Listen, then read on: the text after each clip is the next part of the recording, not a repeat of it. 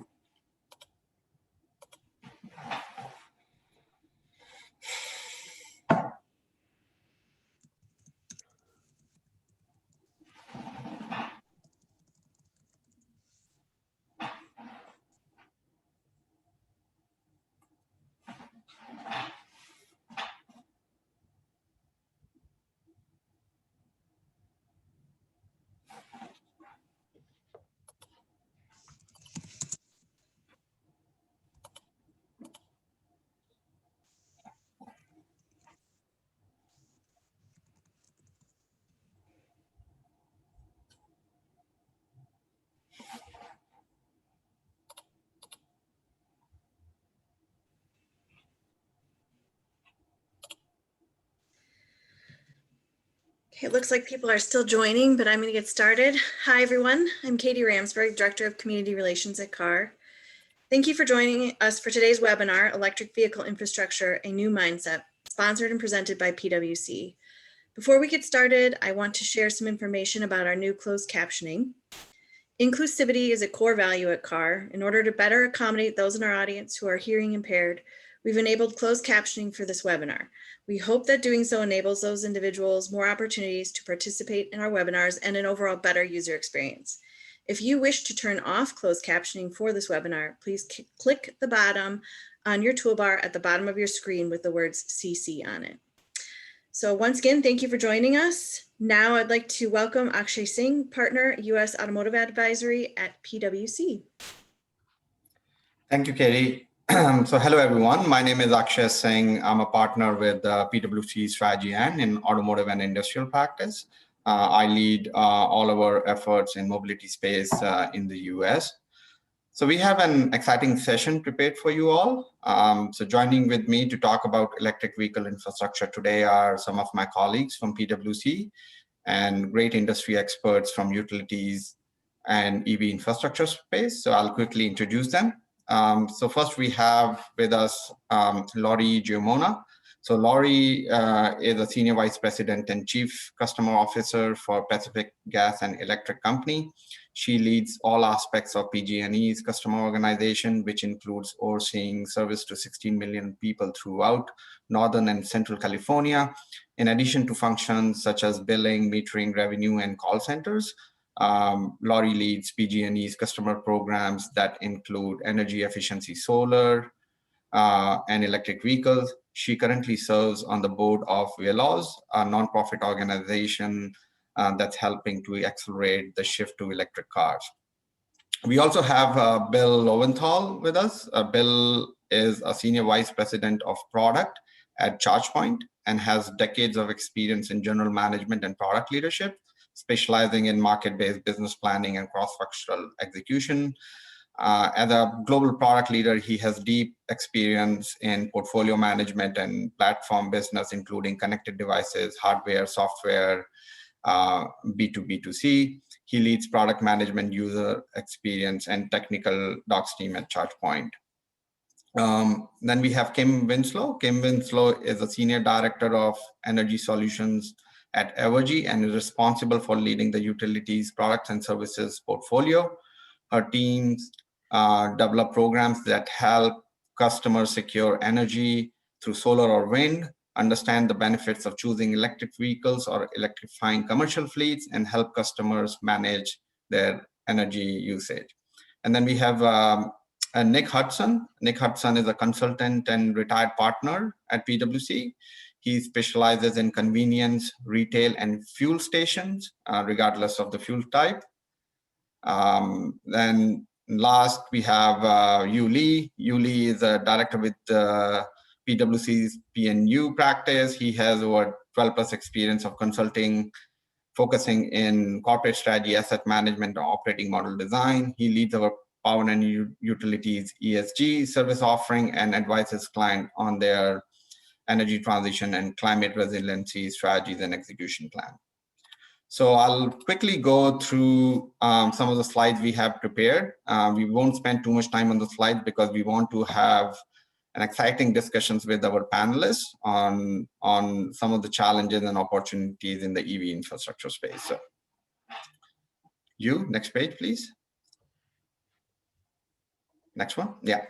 So the way we think about the electric vehicle adoption, if you think about electric vehicle today in the US, is fairly limited. It's less than 2% of the total vehicle sales are electric in the US, a little bit higher in China and Europe. So we believe that electric vehicle adoption is driven by vehicle economics and also availability of charging infrastructure. What we mean by vehicle economics is the cost of ownership, which is 3-year total cost of ownership, parity with conventional combustion engines. It is almost 15 to 20% higher today. Is because of the cost of batteries, but the cost of batteries are declining quite rapidly. And it's also regulation. So you can think about regulation impacts economics to a certain extent. And we believe that given TCO parity and sufficient infrastructure availability, regulations can be implemented quickly to accelerate EV adoption. We already see that some of the states like California announced that they're going to stop the sale of electric vehicles by 2035. And the last where we wanted to talk about today is the charging infrastructure, which also plays a very key role. Availability of charging infrastructure, as we all know, decreases consumer range anxiety, right? So next page, Hugh. So based on our estimate, EVs can be over 65% of the new vehicle market share in 2040. It's like a long time. It can be probably 100% once government realizes that, okay, consumers can economically own an electric vehicle. They can just ban the sale of internal combustion engines. So, but we believe in the next 5 to 10 years, electric vehicle penetration globally can be anywhere from 20 to 30%. Now, we believe in the US that the total cost of ownership parity would occur anywhere between 24 and 2026, and that's where you would see huge acceleration in the adoption of electric vehicle. So by our estimates, US will have around 12 to 15% of EV penetration of new vehicles by 2030, but there will be significantly higher penetration in Europe and China in that time frame, is mostly because of the economics. One other interesting data point is that in the US, OEMs have accelerated the introduction of EVs, and in the next 7 years or so, by 2027, different OEMs are planning to introduce more than 70 electric vehicle nameplates in the US market, and that obviously will give a consumer more choices to choose from. Next page. So there are some external estimates on whether there is enough EV infrastructure in the US to support electric vehicles. External estimates suggest that there is significant EV infrastructure investment is needed just to meet 2020 projections. And when you actually get to at the county level and the city level, then you see that, okay, some areas are a lot more developed than the, other areas, especially California is, far ahead than some of the other states in the country. Next one, Hugh. So if you look at the different charging infrastructure technology that's available, there are different level of chargers, level 1 and level 2. It's mostly residential charging, and charging infrastructure technology trade-off charging time, power range, and cost. And we think about the commercial charging, which is away from home charging, we believe. This is level 3 and level 4 chargers, which are like fast chargers. And if you look at the capital investment, it's it's quite different between level 1, level 2, and level 3, level 4. Level 1 and level 2, which are slow chargers, capital investment is not that significant, but as you move to level 3 and level 4, the capital investment can be substantial. It can be almost 10x of level 1 or level 2 charger. And also the annual operating cost per charger for level 3 and level 4 chargers are significant. One other point I would like to make here is that we believe that most of the charging will be done by consumers at home utilizing level 1 or level 2 charger, whether they are just plugging their vehicles overnight to charge the vehicles and especially for short commutes, right? So next one. So I'll let Nick walk through next couple of pages on infrastructure economics. Sure, thanks Akshay. Hello everybody. So this is looking at what we asked ourselves as we were thinking about commercial installations of charging infrastructure outside the home rather than a in-home installation, which is essentially a domestic appliance.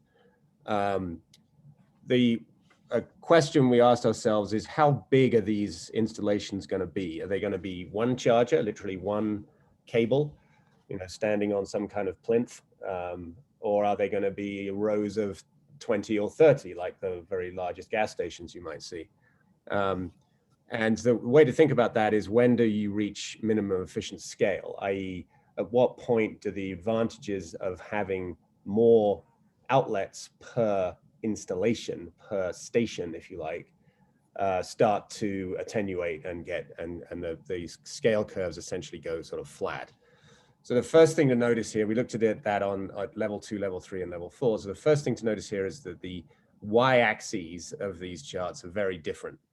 The capex per charger at level 2 is, call it $6,000. Capex per level per charger at level 4 is, call it $80,000 or $90,000. The second thing to notice and is that in all three cases, these curves are more or less flat by the time you get to 4 or 5 chargers. Minimum efficient scale is always something somewhat in the eye of the beholder. The curve continues to decline forever, but it gets, once the gradient is essentially flat, then the advantages of further scale, of adding further scale, are minimal.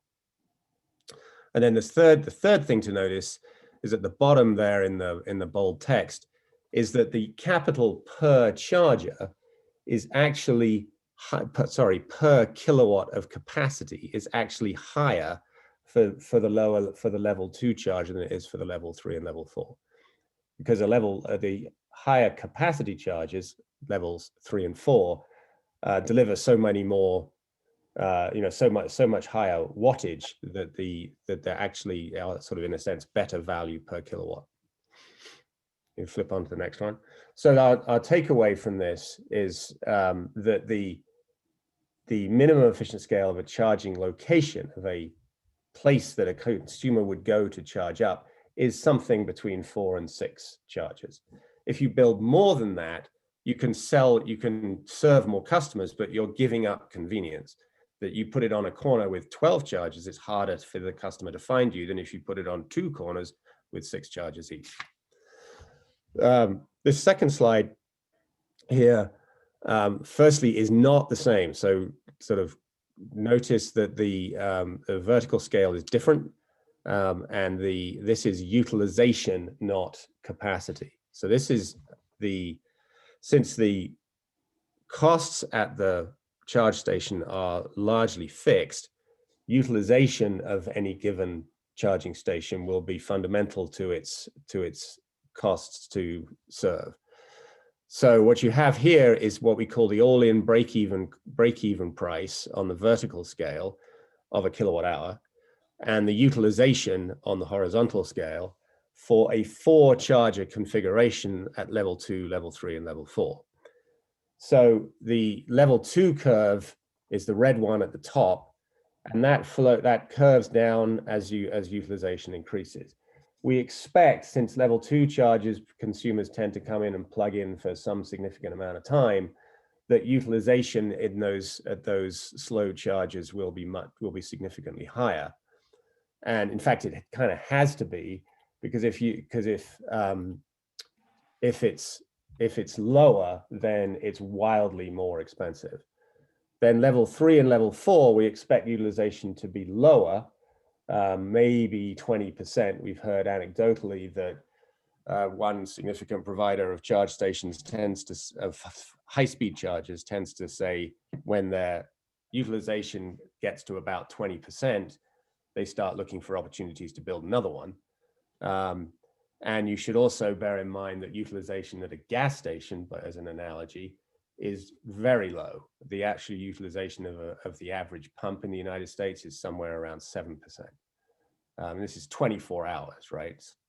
So you have to think not just about the average utilization, but the busiest hour of the busiest day on a busy Friday afternoon or whatever.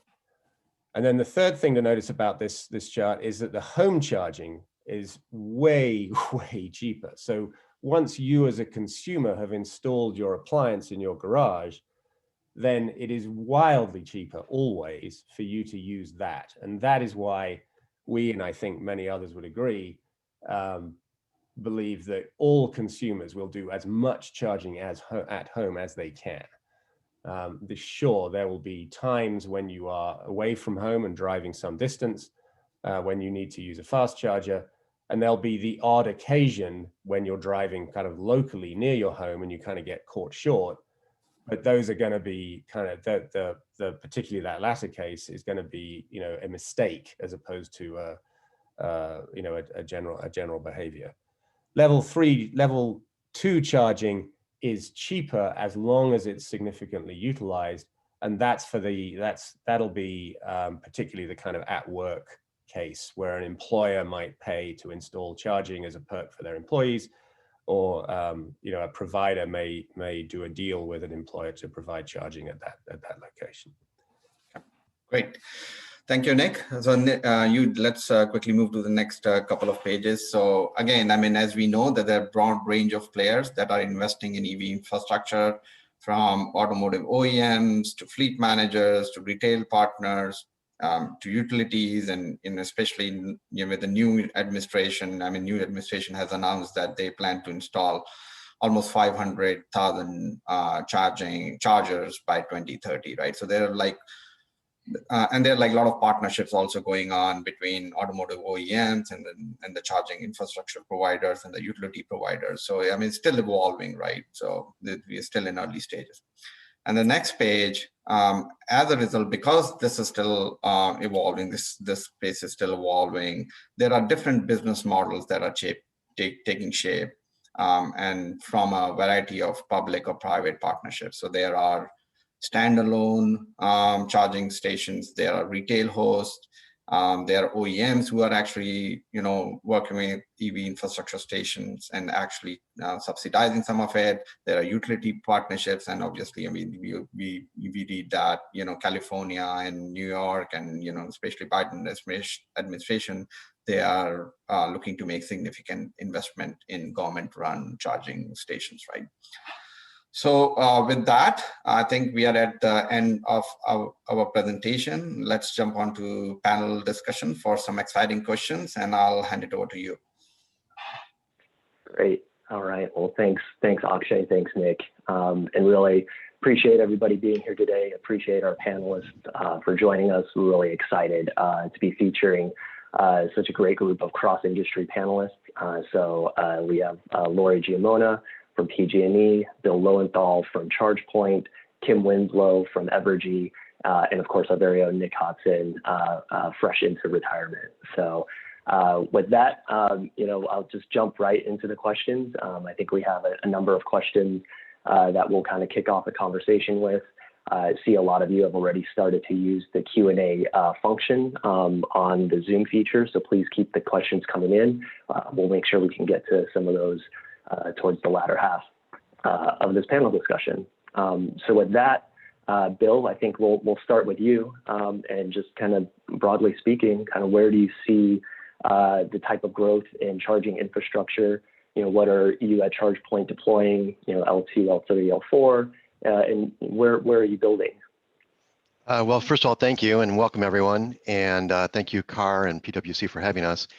There's a lot to unpack with what you just presented. And actually the title of this session is A New Mindset. And I think unless you're driving EV, and many of you will be, you just don't know it yet, and most of you will be, and you just don't know it yet from the slides that you just saw in terms of share. Until you drive EV, you don't really understand how the fueling model changes. And that is you don't drive to fuel, you'll fuel while parked. And that is kind of then representative of the kind of stations that we deploy. And this is hard for people to understand, but here's typically how this works. You saw a map before, and you saw a map of largely public stations. There's as many private stations there are public stations. And so because people fuel where they park, the dominant places to charge are at home and at work, as was outlined. And home doesn't show up on that map, nor does multifamily property show up on the map. And increasingly across the United States, that's where our drivers will be living. And so we see the largest growth of L2 for sure. And L2 is really you can actually, it's a very flexible technology platform to deploy. And we count the world in ports. So you see the parking lot behind me, and on a particular station, there's actually 2 ports serving 2 parking spaces. And that is incredibly important. And as you described, the utilization component of this is also important. And so what we typically see is multifamily and workplace increasingly have more and more vehicles showing up in that parking lot to be served.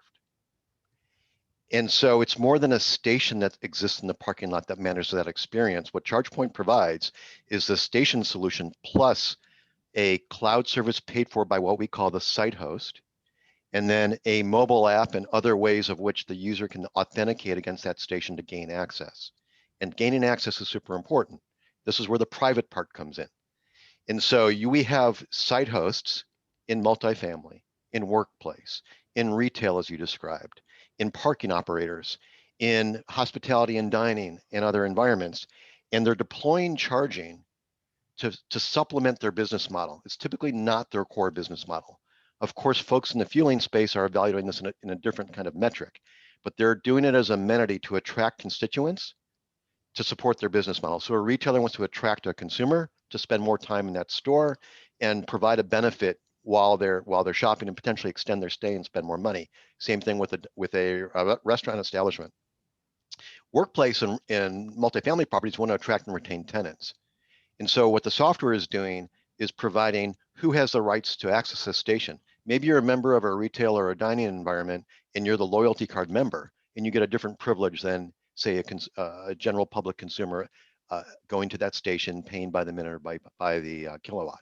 So understanding the access provision in here, as well as the utilization components, and there's a bunch of different software tools that SiteHost and Workplace, for example, use to maximize that, is the first mind shift that the audience needs to make.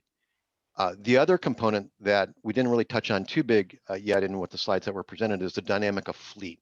And these utility folks that we have on the call here and businesses around the globe are all seeing the economic benefits and TCO merits of moving to an electric fleet from a lower maintenance profile, lower fueling cost, but there is substantial sets of use cases from L2 to what fast charge. We actually look at L3 and L4 together to supplement, whether it's depot-based charging, whether it's a fueling and convenience environment where you need to service a vehicle for a fleet use case. And as you pointed out, what consumers are interested in is, I want to make sure this vehicle will fit in my life. So I do want to ensure that if I go to the mountains or the lakes for the weekend, there's a place I can charge along the way. But what they don't realize is there's over 115,000 places already just on ChargePoint's network, not to mention our peer networks in the industry, where they just don't see them. You're not driving by looking for a place to fuel. all these places exist and you just don't know it. It's in the bottom of your favorite library, your parking garage, your retailer. And so you're going to see way more L2s deployed than you will see fast charge. But the mind shift for the industry is I'm not driving to fuel. So I'm not going to expect to see fast charge in every corner of my gas stations. That's not the fueling model here. It fuels where it's parked, where it sleeps, and that's where 80% of the fuel is onboarded. Great. Thanks, Bill. And I think fantastic call out in terms of a lot of the different use cases. And I think that's what makes this so exciting. I'd love to bring in Laurie and Kim here. From a utility perspective, Bill highlighted some of these use cases, but how are utilities meeting this future charging demand, and kind of what are the kind of investments that are needed to support it? Maybe Laurie, we'll start with you, and then we'll kick it over to Kim. Great, thanks everyone. Hi, and Bill, thanks for that great overview. I always love the backdrops of ChargePoint, but more importantly, I learned something every time you're sharing the strategy.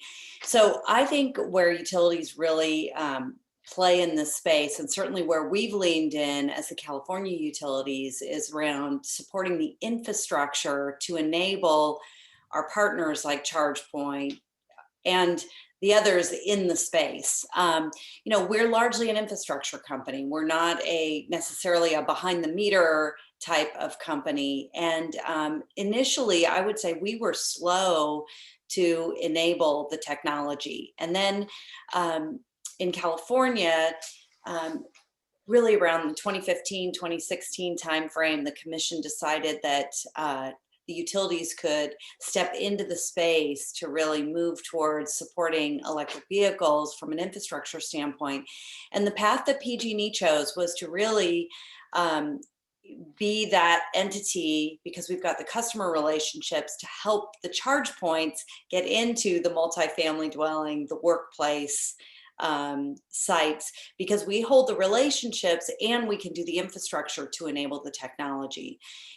I think Bill articulated it well, and certainly as we looked at the data, the majority of charging is happening at home still, but that is continuing to change as workplaces look to offer more opportunities for employees as an employee benefit, and then as more EVs become penetrated in multifamily dwelling units, as well as in our low income areas in California. So our focus has been largely on the infrastructure side and enabling that, as well as enabling charging at on the highways. So for the utilities, it's really been a lean in to ensure that we can provide the infrastructure, we can work as quickly as our partners need us to work, and really work through some of the environmental challenges as well. It is not easy to get this infrastructure in and really get through the hurdles that other businesses face. So, our goal was to really make that easy, bear the cost on the utility, because we know that that load coming on helps, our entire customer population.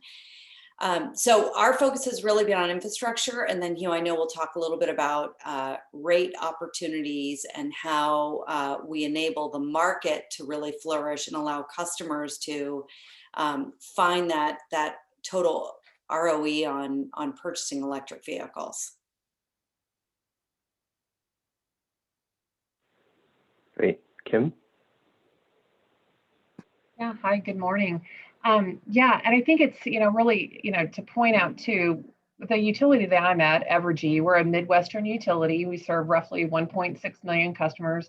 Laurie, I think you being in California, I think you had said around 16 million customers roughly, right? So there's a lot of differences, but a lot of similarities, I think, between the two utilities that, that I also wanted to point out. Very similarly, Evergy was very focused on supporting this EV charging through infrastructure. And I guess it was probably close to, 5 to 6 years ago, where we announced that we were going to install 1,000 charging stations across our service territory.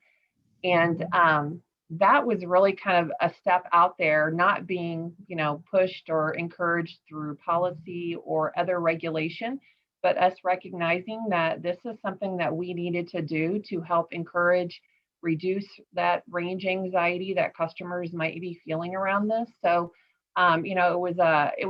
has been a good experience, and we've continued to learn from just that launch of the 1,000 charging stations.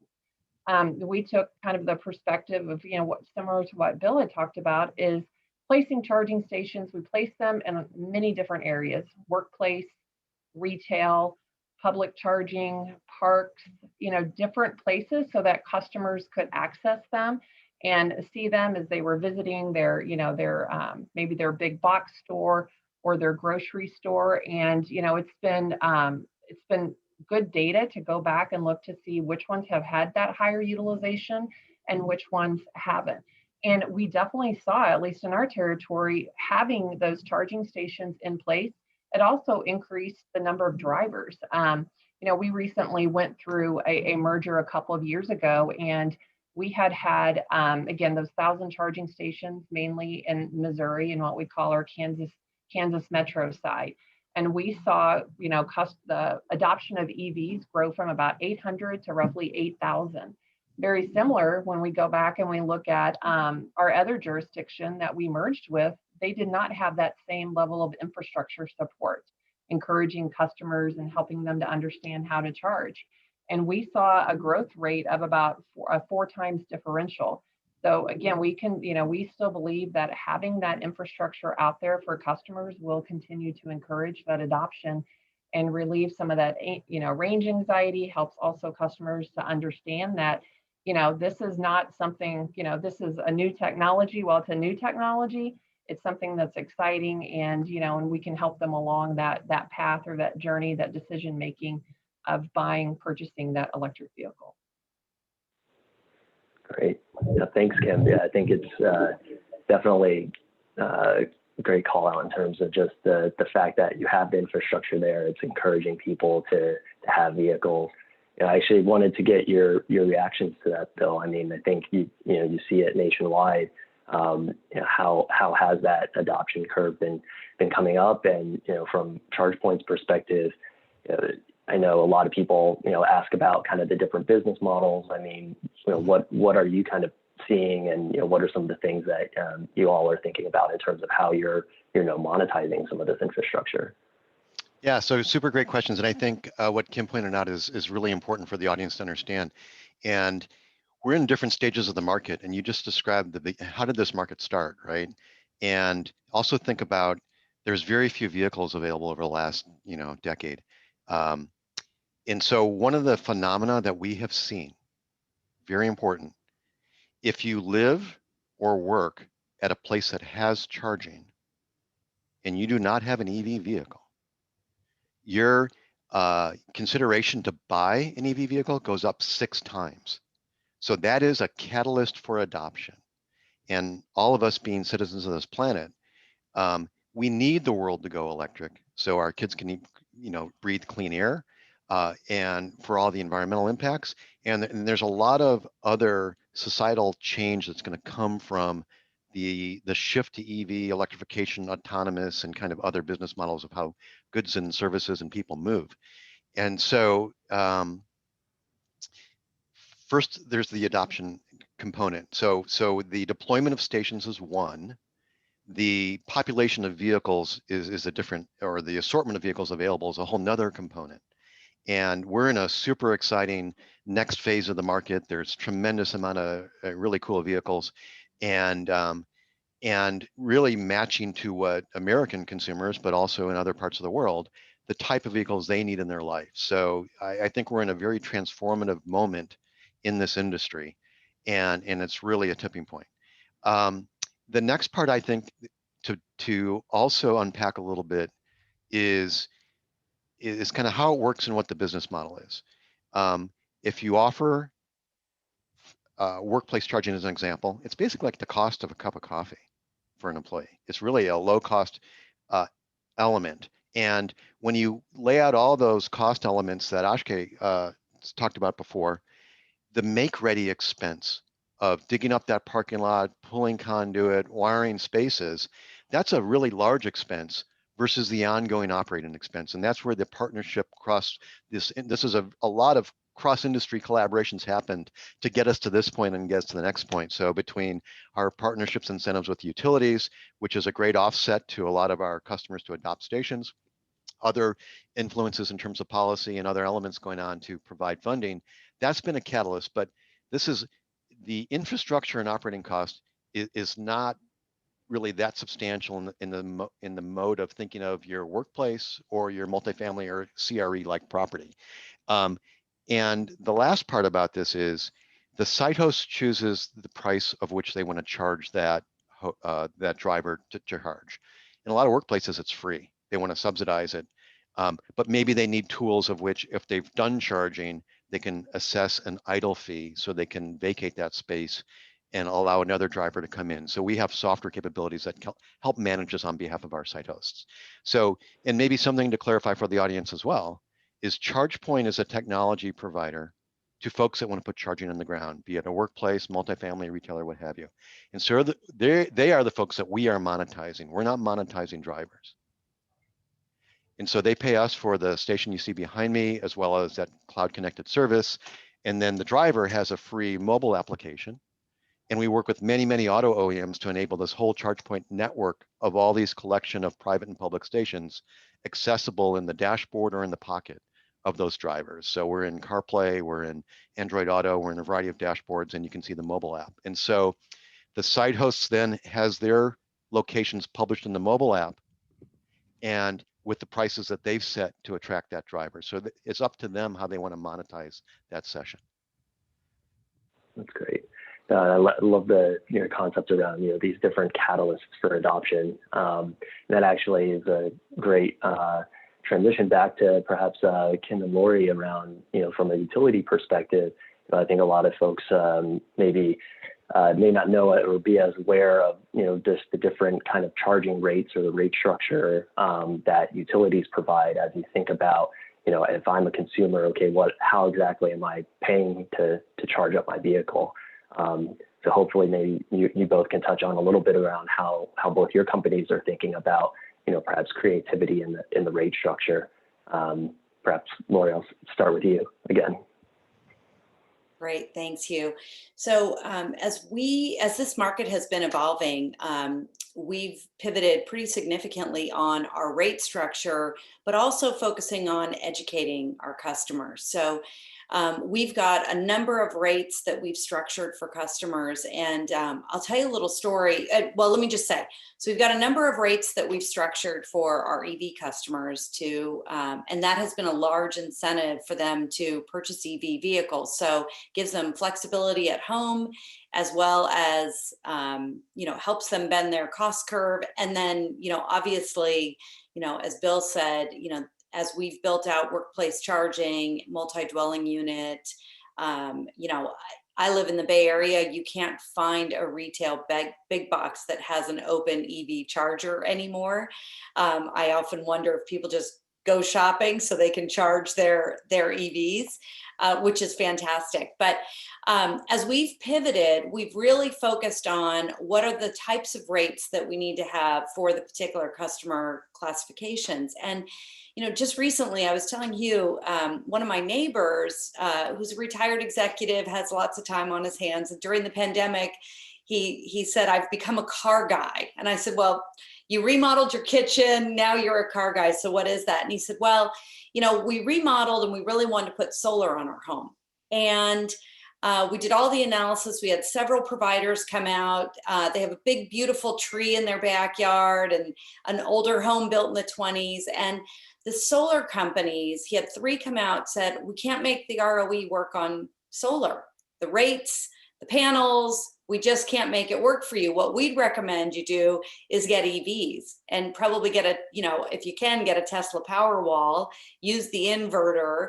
And so he ended up purchasing 2 EVs, going on our EV rate. And he came, he was walking with his wife and he said, I'm able to save a significant amount of money on my utility bill, more so than I would have saved had I installed solar with kind of that long ROE out there, and he's got a Tesla and a Bolt at his home, and he's got a 1-car garage. So it's not that he's got a huge home that he can charge both vehicles at the same time, but he said it really was your EV rate. And so what we've done is we've created tools for customers so that they can go on our website, they can actually model the type of vehicle they're considering purchasing, when they're going to charge, what the other use cases are in their home.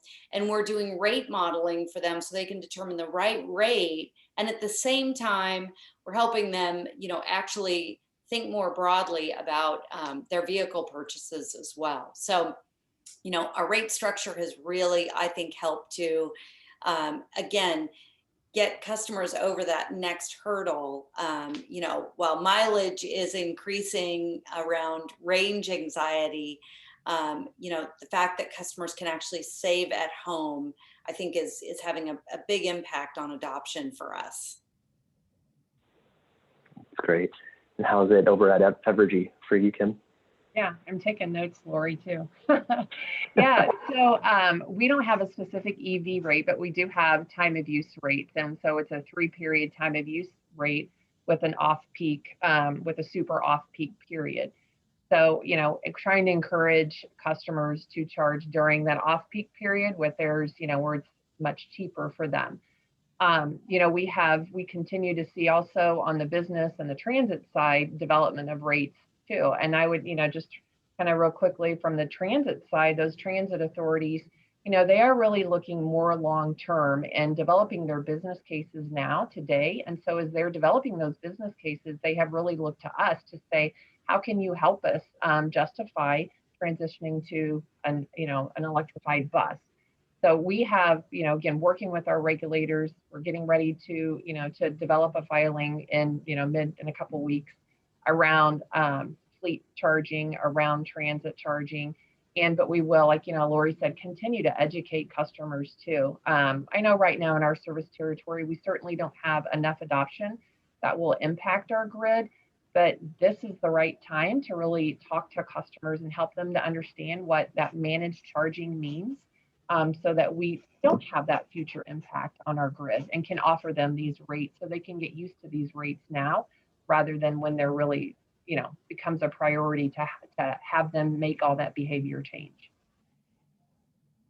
And if I could elaborate on a point about managed charging, I think this is super important for the audience to understand. So the time of use rate that you described, the special EV rates, from a passenger perspective or consumer driver, that means that I can program the car or the charger to go and only charge during those periods, kind of like a programmable thermostat, if you will. And so I'm taking advantage of when the utility wants me to charge, when the car is sleeping anyway. So it doesn't matter to me if I charge at 9 o'clock at night or 1 in the morning, but the utility wants to manage that experience. And so what you have technically with the chargers, not too dissimilar from what's behind me, but even in the home solutions, and ChargePoint offers solutions there as well, is a network connect charger that is also integrated with software that the utility may run to control grid events. And so they want distributed energy resource management, as it's called in the industry, but they want the ability to program and control and raise and lower the utilization in light of other demands on the grid. And so it all kind of goes up and down together. It's kind of important to understand, and it applies in workplace and fleets as well. And so the combination of the control for the utility as well as these different rate structures creates this recipe for much better managed charging and economics for the end customer. That's great. I'm happy that you talked a little bit about some of the network connection there and some of the things that you're doing, Bill. I know there's a couple of questions that already come up in our Q&A that have talked about what about the grid management and how's everybody kind of thinking about that. So that's excellent. I wanted to kind of pivot us a little bit, bring Nick here into the conversation, and really kind of think about, we've talked a little bit about kind of rates. We've talked about these different catalysts for adoptions, catalysts for change. And what are some of the lessons that we can think about from perhaps the gas retail industry? What have you seen, and what do you think it will be some of the lessons for EV infrastructure, Nick. Yeah, thanks, Hugh. So I think the first thing is, I think most of the discussion, and Bill said it, has been about basically level 2 charges in parking lots of various kinds and at home of various kinds. And unquestionably, you know, that's the vast majority of kilowatt hours delivered, right? Probably 80%, I think you said, Bill, so, you know, if not more, right? It's the vast majority of kilowatt hours delivered, and it's the stunning majority of ports, to use your term, right? If you're counting ports, they're just going to, you know, there's going to be gazillions of those. But if you think that as a, you know, horrible legacy fossil fuel kind of a guy, you think about the other 20%, right? And if you look at mileage, you know, driving usage, roughly 20% of mileage is done on people on long trips. So that could be, you know, a sales rep in his or her Chevy Impala, right? Just schlepping all over some large state, like I live in Utah, right? Covering their territory, or it could be a family, you know, once a year go and see grandma in Florida or whatever it is, right?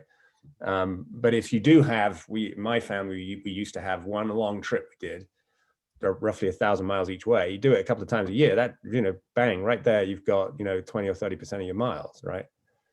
And on those use cases, you're going to need a place to charge where it's done relatively quickly, right? And you know, it's not gonna, it barely moves the needle to plug in at Walmart or perhaps Whole Foods, you know, while you do your grocery shopping at a level 2 charger. If you're trying to go, you know, 1,000 miles in a day, or well, call it 700 in a day or something like that, you need a level 2, level 3 charger. And that business actually turns out to be pretty big if we're going to have, you know, the kind of EV penetration we're expecting.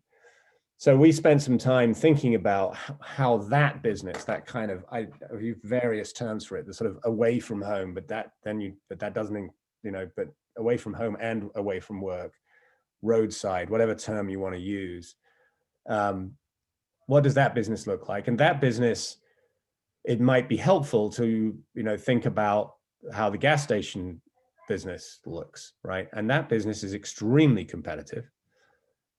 The consumer behavior and the pricing is extremely elastic. Let me put a sort of marker. I'm just going to talk just briefly about gas. There's a big sort of but coming, right?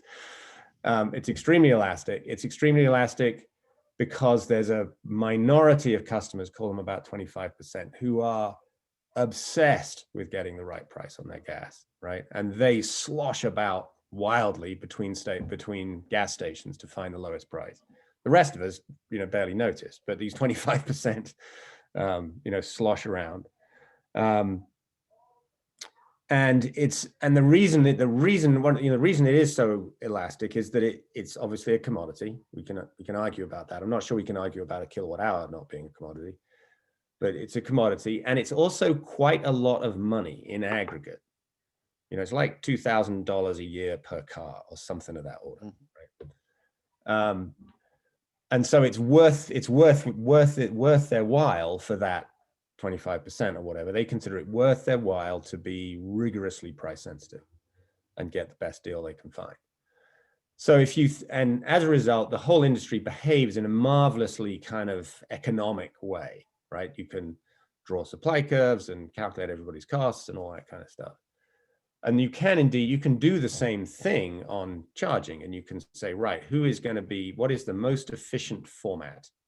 How many chargers, as I was talking about earlier, that kind of thing, what level, you know, how many stations should I have versus how many ports per station, all that sort of thing. You can do all of that math.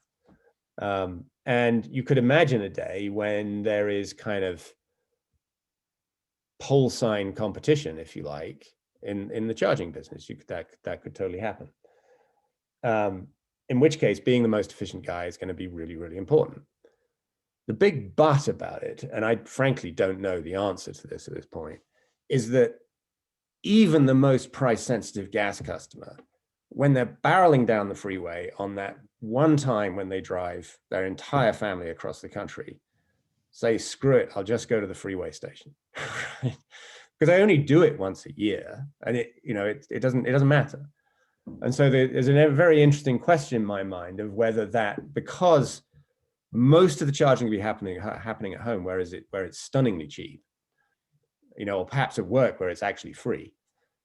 The rest of the charge, that sort of marginal charge, if you like, that on the road, on your trip charge, is going to be so rare, relatively speaking, that will there be sort of this, will we see the same sort of consumer behavior of people saying, well, if I go, around the corner and around the back there, I can get, save 5 cents a kilowatt hour? Or will people just say, screw it? If it's the latter, that's a pretty good thing for the charging industry, because it should mean you get pretty nice margins. Right? But if it's not, a cost will always matter. It's always better to be lower cost. But it's a very interesting question whether we will see sort of pole sign competition evolve in that away from home, away from work, on the road charging market. And frankly, I'm not sure of the answer. I'd like, in a sense, the microeconomist in me says, yeah, sure, of course. But as I say, since it's a relatively rare event, I think you may see it. You may see the competition is that consumers are less price sensitive, and that effectively that 25% of consumers in gas may turn out to be a very small percentage in the EV world. If I could share a couple of thoughts there, because I think you're right about the consumer behavior. We're very involved in this area, by the way, and we don't own the stations and try to make money on the electrons being delivered. We're selling the solutions to the folks that want to operate those facilities for drivers or for fleets. And in our observation, and we work in Europe and as well as in North America, and there's similar dynamics here. Consumer behavior, and you're driving to grandma's, isn't going to change. You're going to stop on the logical place on your journey when you need to take a break. And so, and the economics for what those fuelers or energy providers are doing today is not as much about making money on the petrol. It's making money on what you're consuming while you're fueling. And so they want to sell, chips and cigarettes and caffeine and other things. And so their money is on the convenience store. And this supplements this exactly. So we expect the consumer behavior to be very consistent. We expect that, and we're already doing corridor charging up and down many, many states to enable this. And it's what we need for drivers to overcome the range anxiety to adopt. But ultimately where this goes is the folks that provide energy today will provide energy tomorrow in the same kind of locations that they do for these kind of long trip use cases. And they'll monetize those drivers really through the convenience store, because it will be very hard to differentiate an electron from two different places unless the speed of delivery is priced differently.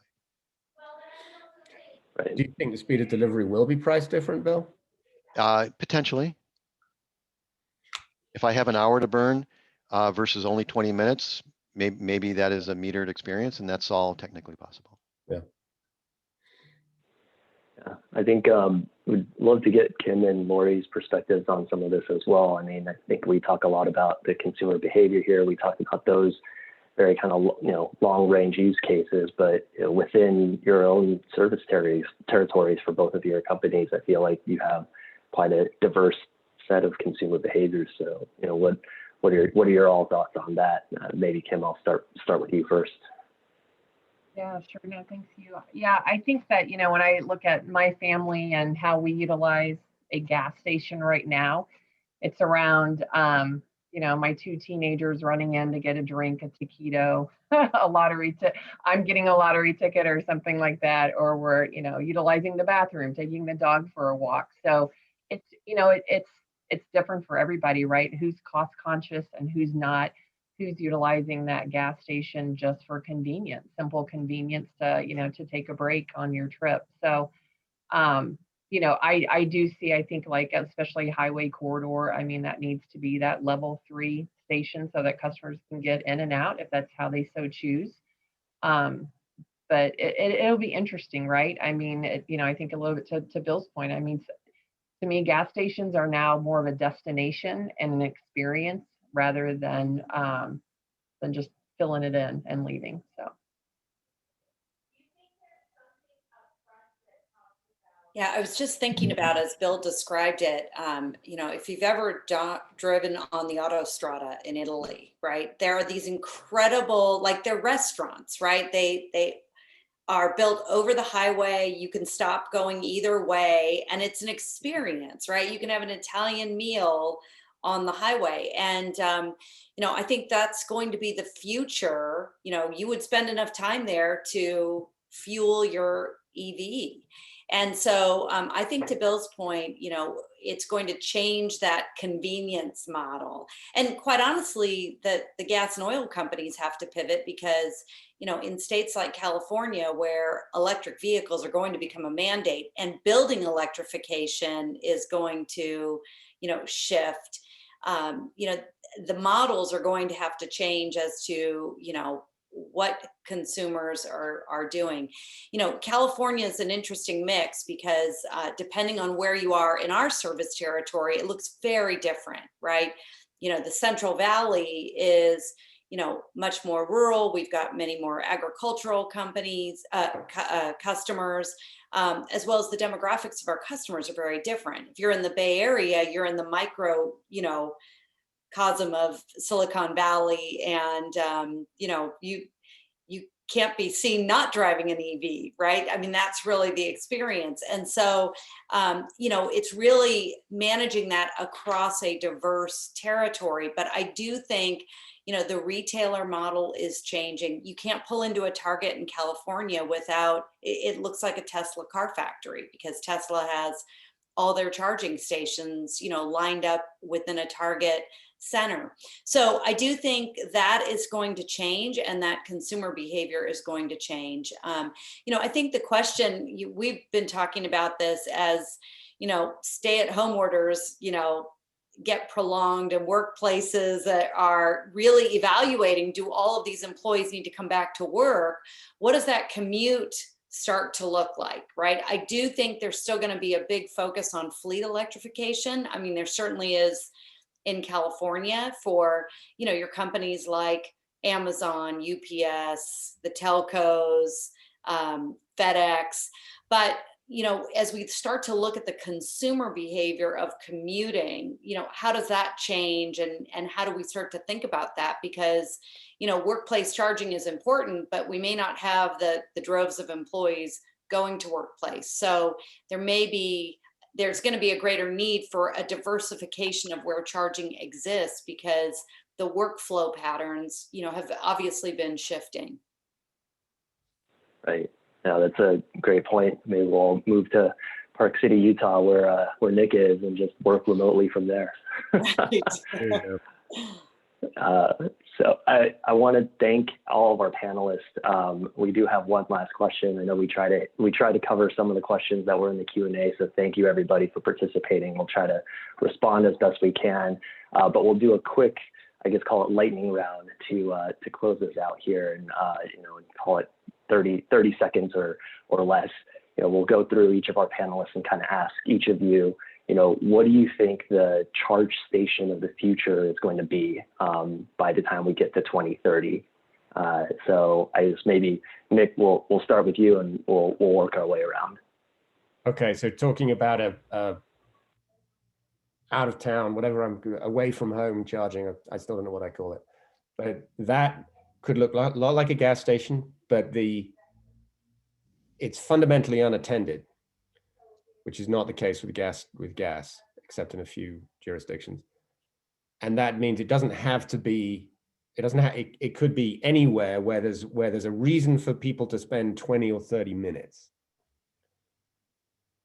Right? So Target, right? The mall, but it's also got to be close to the freeway, because people ain't going to go miles off the freeway to get to it. All right. Kim, can go to you next. Yeah, sure. So 2030, so 9 years or so, I think at least in the Midwest, there will be still that continued mix of just your gasoline as well as charging stations too.